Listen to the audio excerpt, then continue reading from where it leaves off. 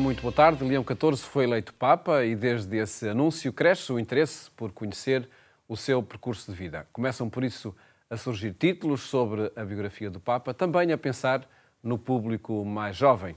Foi esse propósito que levou Teresa Amiel a publicar o livro Leão, o Papa das Duas Américas, com quem vamos falar daqui a pouco. Primeiro mostramos os vários momentos, precisamente da semana do Papa Leão XIV. La pace sia con tutti voi. Pater et Filius et Spiritus Sanctus. Amen. Grazie a tutti voi. Buona domenica a tutti.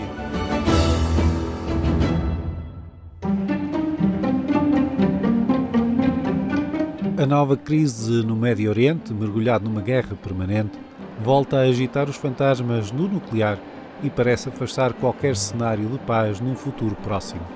Leão XIV tomou a palavra para pedir que todas as partes promovam negociações, evitando uma escalada do conflitto. In questi giorni giungono notizie che destano molta preoccupazione. Si è gravemente deteriorata la situazione in Iran e Israele in un momento così delicato. Desidero rinnovare con forza un appello alla responsabilità e alla ragione. L'impegno per costruire un mondo più sicuro e libero dalla minaccia nucleare va perseguito attraverso un incontro rispettoso e un dialogo sincero per edificare una pace duratura fondata sulla giustizia, sulla fraternità e sul bene comune. Nessuno dovrebbe mai minacciare l'esistenza dell'altro. È dovere di tutti i paesi sostenere la causa della pace, avviando cammini di riconciliazione e favorendo soluzioni che garantiscano sicurezza e dignità per tutti.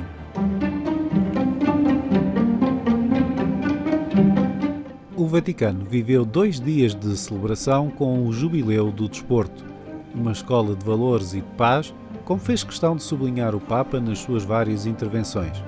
Leão XIV falou da importância do treino e do trabalho em equipa, numa sociedade marcada pelo egoísmo, a competitividade e a digitalização. Non è un caso che nella vita di molti santi del nostro tempo lo sport abbia avuto un ruolo significativo, sia come pratica personale sia come via di evangelizzazione. Pensiamo al beato Pier Giorgio Frassati, patrono degli sportivi, che sarà proclamato santo il prossimo 7 settembre. La sua vita, semplice e luminosa, ci ricorda che come nessuno nasce campione, così nessuno nasce santo. È l'allenamento quotidiano dell'amore che ci avvicina alla vittoria definitiva e che ci rende capaci di lavorare all'edificazione di un mondo nuovo. Vi esorto a vivere l'attività sportiva anche ai livelli agonistici, sempre con spirito di gratuità, con spirito ludico nel senso nobile di questo termine, perché nel gioco e nel sano divertimento la persona umana assomiglia al suo creatore. Mi preme poi sottolineare che lo sport è una via per costruire la pace, perché è una scuola di rispetto e di lealtà che fa crescere la cultura dell'incontro e della fratellanza.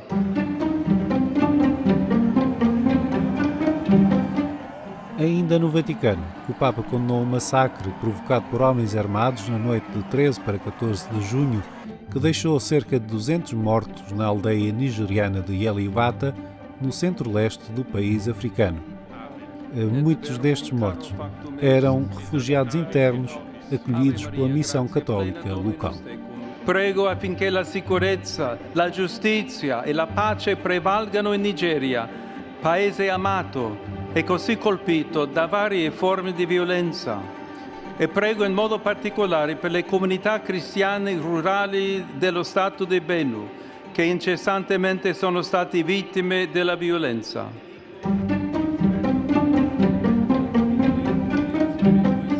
O Papa manifestou ainda a sua preocupação com a guerra no Sudão.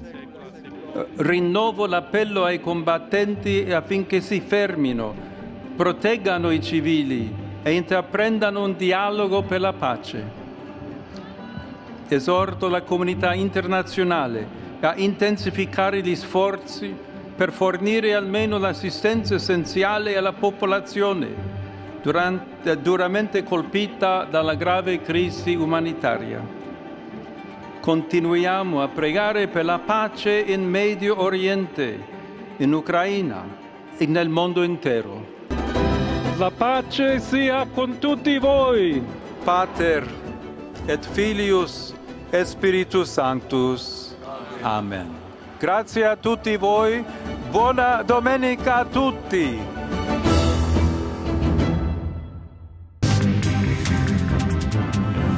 A Fundação Mais Família e a SES atribuíram a certificação a 70 empresas por serem familiarmente responsáveis.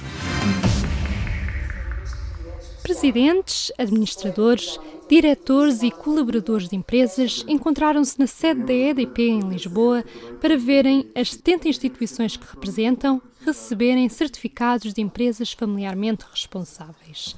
Em causa está o reconhecimento da promoção da conciliação entre a vida profissional e familiar e políticas que promovem a felicidade no trabalho, a realização e o desenvolvimento pessoal e profissional. Há mais de 10 anos que a SES, também na sua missão de inspirar líderes empresariais e as próprias empresas a serem transformadoras e mais humanizadas, procuramos de facto um sistema que permita de uma forma mais estruturada criar uma cultura em que olhe mais para o equilíbrio entre a vida profissional, entre a vida pessoal de cada um. Houve uma altura em que a ideia que parecia existir era viver para trabalhar, ou seja, o trabalho na centralidade da vida, no centro da vida, tudo, sacrificando por isso tudo o resto, todas as outras dimensões da pessoa, a dimensão de cônjuge, a dimensão de família, a dimensão de pai, a dimensão de amigo, a dimensão espiritual, e a FRR procura conciliar todo o trabalho, mas mantendo espaço para estas outras dimensões. E por isso já não se trata de viver para trabalhar, mas é necessário trabalhar para viver. Foram entregues 46 certificados correspondentes a 70 empresas. E, portanto, por outro lado, um número interessante também que estas empresas já envolvem mais de 60 mil colaboradores. Portanto, embora temos grandes empresas, das maiores de Portugal, e depois temos empresas mais pequenas também. Todas elas adotam medidas que podem ser diferentes para promover o bem-estar dos colaboradores, desde o pagamento de transporte, flexibilidade no horário de trabalho, até à entrega de cabazes. Temos algumas coisas, como por exemplo, como eu disse há pouco, nós temos serviços noturnos, é sempre mais difícil arranjar transportes públicos, às vezes fora de horas, e portanto, quando as pessoas não conseguem, podem recorrer a um táxi e nós suportamos essas despesas. Portanto, iniciativas que fazemos também, team buildings, tudo isso para criar ali a motivação na equipa. Portanto, são pequenos passos que nós tentamos ir fazendo para criar esse bem-estar nas pessoas e facilitar a vida delas também e essa conciliação com a família. Em termos de empresa familiarmente responsável, primeiro, na parte que podemos, aplicamos o trabalho remoto, como uma lógica também de ir ao encontro das necessidades das pessoas. Temos uma política de trabalho flexível também para não só a parte cooperativa como a parte assistencial. Temos uma série de iniciativas que contemplam um cabaz escolar para apoio aos filhos dos colaboradores. Temos o cabaz de Natal para os colaboradores também que têm as funções onde, enfim, têm remunerações mais reduzidas. Damos hoje em dia o dia 24 e o dia 31 para que as pessoas possam preparar essas quadras com a sua família. Estamos a dar a possibilidade também das pessoas que têm filhos no primeiro ciclo poderem ir no primeiro dia à entrega dos filhos nessa nova etapa. Temos leques muito variados, como deve calcular, desde políticas de natalidade alargadas, porque nós temos uma particularidade que os advogados são prestadores de serviços e não têm segurança social. E, portanto, nós somos a Segurança Social dos advogados, portanto, temos uma série de medidas, no fundo, pagamos a Segurança Social, não, substituímos a Segurança Social dos advogados, temos também uma cultura de prémios muito intensiva para moralizar as pessoas, temos um regime de horário de trabalho muito flexível. Enfim, são inúmeras medidas. Todas as atividades que existem ligadas à nossa família, à nossa vida pessoal, são uma prioridade para a empresa. Eu esta tarde tinha uma reunião de equipa geral e comuniquei internamente isso. Olha, tenho uma atividade na escola da minha filha e a resposta que me deram foi a tua família é sempre uma prioridade e, portanto, isto é viver no dia-a-dia. Portanto, estas são algumas das medidas, também a questão não só do trabalho híbrido, mas também da flexibilidade do ponto de vista do horário, ou seja, não existe um horário fixo que tem que ser cumprido. Se quisermos ir mais tarde para fugir à hora de ponta, sair mais cedo para fugir à hora de ponta, tudo é possível nesta responsabilização e nesta conciliação. São apenas alguns exemplos de algumas medidas que temos em vigor. Medidas essas que possibilitam uma maior satisfação no trabalho e, consequentemente, maior produtividade, garantindo a fidelização dos colaboradores. Há um indicador que se fala sempre na retenção de talento, tem a ver com a taxa de rotatividade, que são as pessoas que entram e depois saem, e todo o investimento necessário para depois substituir essas pessoas. Nós temos assistido a uma diminuição da taxa de rotatividade, acho que tem a ver com a FR e também com o investimento na política retributiva que temos vindo a fazer. De 2 em 2 anos também fazemos um inquérito de satisfação aos profissionais e esses níveis de inquérito têm subido a satisfação. Nunca vamos conseguir estar a 100%, é uma meta sempre bastante difícil e exigente, é por aí que queremos ir. E também temos tido algum reconhecimento externo da CUF como uma boa empresa para trabalhar e eu acho que isso também tem muito a ver com este push da EFR. O facto de saber que eu até estou no turno da noite e vou ter que ficar um bocadinho mais porque hoje estamos num dia de pico de chamadas, mas não vai haver problema que alguém me vai arranjar um táxi para ir para casa e, portanto, eu não tenho que sair a correr para apanhar transportes. São pequenas coisas que permitem as pessoas estarem mais à vontade e permite, se calhar, darem um bocadinho mais de si, porque sentem que a empresa também reconhece isso. Quando nós sentimos que somos escutados, que temos um lugar, que somos acolhidos, trabalhamos com mais vontade, com mais dedicação e, portanto, têm um impacto muito positivo na produtividade, porque nós não queremos sentir que defraudamos alguém que confia em nós e que nos dá esta liberdade e, portanto, o impacto só pode ser positivo. A Fundação Mais Família e a ACES foram as responsáveis por atribuir os certificados que têm a lógica de melhoria contínua e são entregues após a escuta aos funcionários da empresa em causa. O processo e a renovação do processo, começa sempre pela avaliação, pelo ouvir os colaboradores e perceber o que é que eles entendem sobre aquilo que foi feito. Portanto, esse é o primeiro passo. Um questionário anónimo a todos os colaboradores em que dizem como é que olham aquelas medidas que são dadas pela administração e o que a empresa está a fazer. Portanto, isto parte sempre das pessoas, o que é um selo de garantia de verdade. E depois, a partir daí, o auditor vai ver todos os processos, todas as iniciativas feitas, do que é que em cada medida, porque isto depois define-se um conjunto de medidas que são auditadas no final do ano, e em que a medida vai ver quantas pessoas é que utilizaram essa medida, qual é que foi o valor que foi gasto, e fazem, no fundo, as suas contas para garantir que aquilo que a empresa está a dizer aconteceu mesmo. Empresas familiarmente responsáveis que receberam a certificação num dia simbólico, Dia Internacional da Família, numa sessão em que se conheceram as boas práticas, se debateu a conciliação família e trabalho nos novos modelos de organização empresarial e se concluiu que só pessoas plenas podem ser profissionais de exceção. Estes e outros acontecimentos podem ser acompanhados no portal agência.eclésia.pt. Falamos agora com Teresa Amial sobre o livro Leão, o Papa das Duas Américas. Teresa, muito boa tarde. Obrigado por estar no programa Eclésia, precisamente para nos falar desta biografia ou deste conto acerca do Papa Leão XIV, que acredito é desde logo isso. É um conto. Quer dizer, não é bem um conto, é realmente mais uma biografia.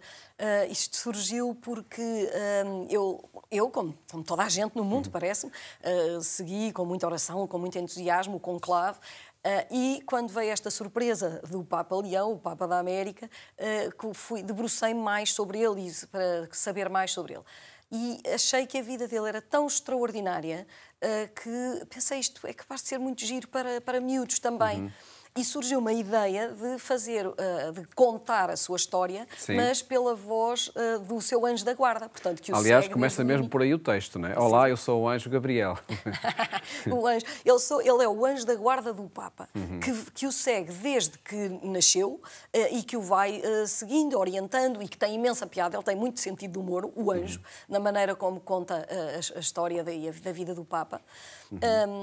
E então eu falei disto à Paulus, a editora com que já tenho vários outros livros.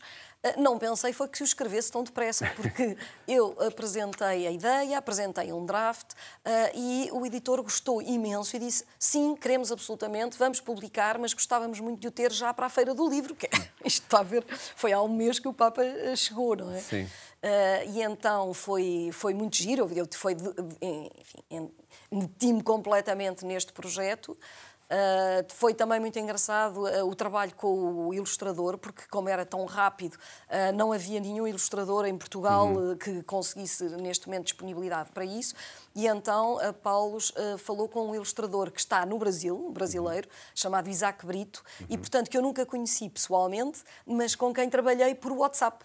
Olha, por exemplo, essa imagem do que se passa no Peru, ele ia fazer sem estar a cavalo, sem o Papa estar a cavalo. Eu disse, então se não se importa, ponham a cavalo, porque ele andava muito, e é uma das coisas que eu pus no livro, que ele ia para lugares longínquos, enfim, por amor aos pobres e a Jesus, que é uma das coisas que está a partir desse ângulo da história do anjo do Papa Leão XIV, percorre de facto então as etapas da vida deste cardeal Prévost.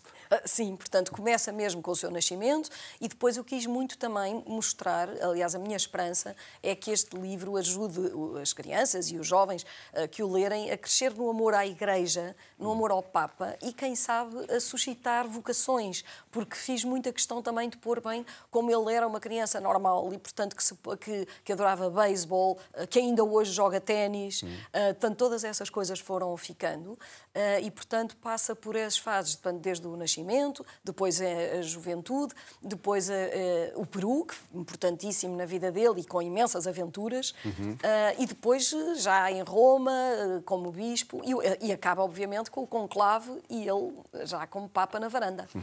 Precisamente aqui estava a ver este capítulo 5º, um jogador de ténis com bigodes de chocolate quente.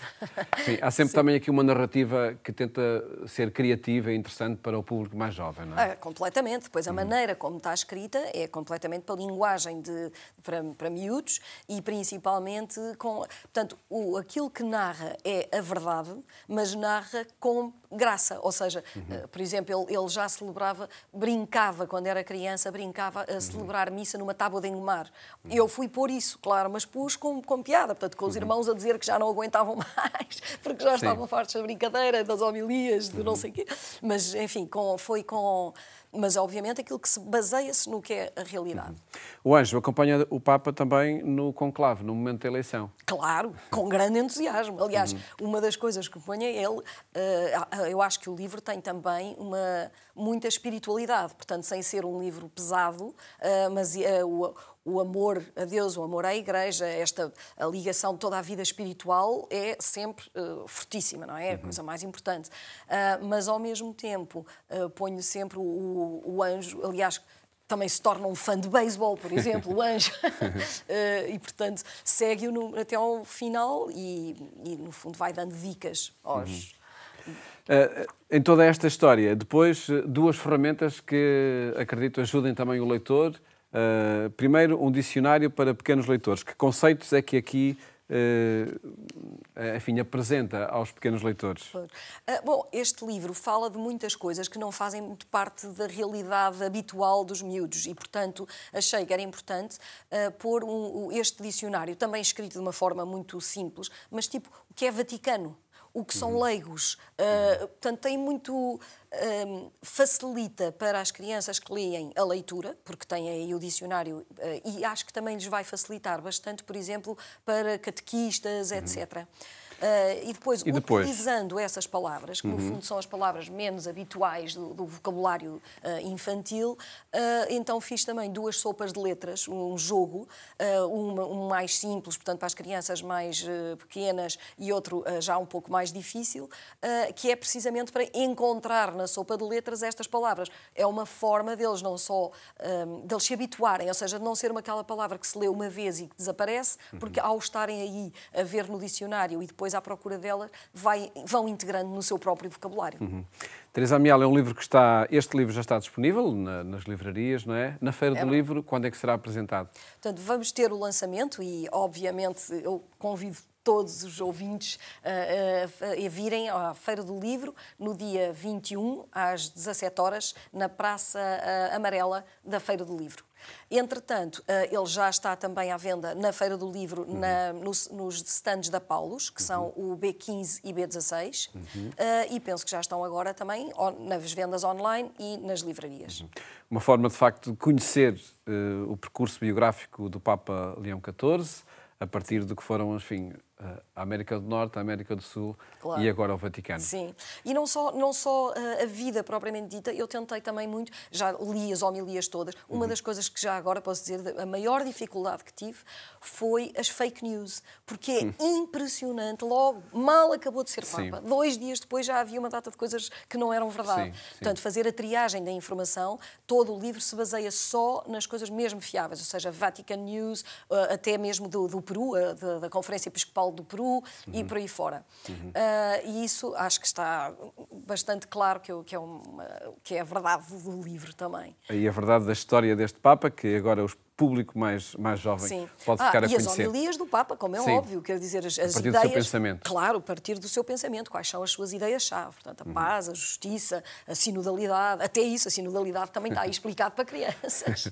E esse é um conceito que, enfim, que é preciso desmontar, sem dúvida. Precisamente, não é fácil. Teresa Amial, eu lhe agradeço-lhe muito ter estado aqui no programa Eclésia a apresentar este livro e parabéns por este trabalho feito, sem dúvida nenhuma, em tempo recorde. Muito obrigada. Muito obrigado, muito obrigado. E a terminar, recordo que pode rever este e os programas que partilhamos consigo aqui na RTP2 e também na Antena 1, em agência.eclésia.pt. Votos de uma ótima tarde e até amanhã, se os quiser.